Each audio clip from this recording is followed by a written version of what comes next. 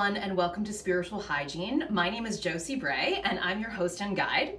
Today we have a question from Sam. Sam's from the East Village in New York City, and Sam writes, Dear Josie, in a previous video you mentioned that community is important for developing intuition. Yes, it is. How can I find my spiritual community? Well, Sam, this is a wonderful question, and finding a spiritual community can really take time, and I actually recommend that you do take your time in doing this. So first of all, a lot of seekers will go online, and I have to tell you, I really just don't recommend that.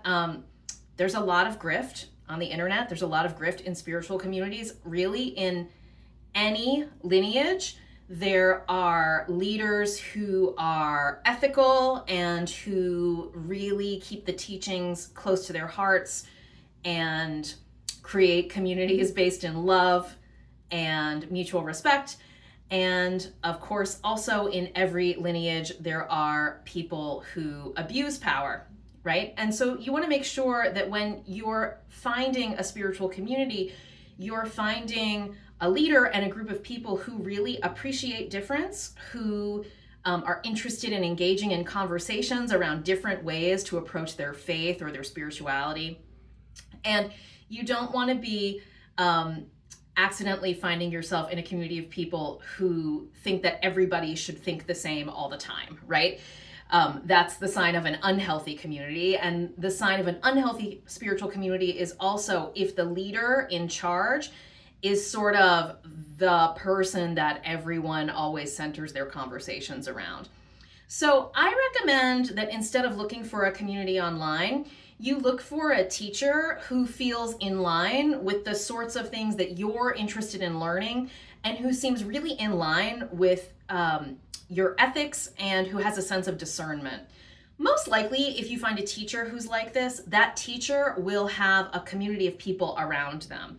That teacher will probably have classes and events, and at these classes, events, workshops, retreats, that is a wonderful place where you can meet other people who are practicing the sorts of things you're interested in practicing, right?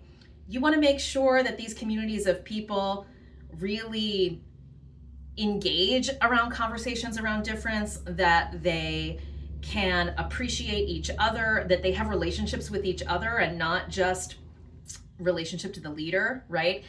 And also that there really is a sense of upliftment, empowerment, and also a sense of really looking at issues that are hard and not to sugarcoat them or whitewash them. So this can take some time, but I really do recommend that you find this community in real life instead of searching the internet and creating a community in a Facebook group or on Reddit or something like that. Certainly those places are good resources for finding an event, for finding a teacher.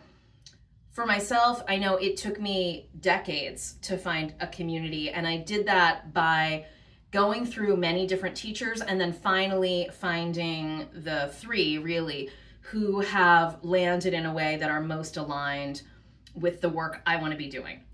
I hope this helps, Sam. It is a project that takes some time.